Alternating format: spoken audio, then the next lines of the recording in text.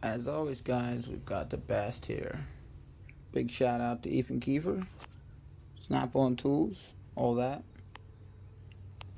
But back to the diagnostics.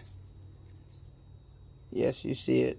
Fuse, box cover, whatever. I wonder why my fuel pump fuse is not working. LOL. Frowny face.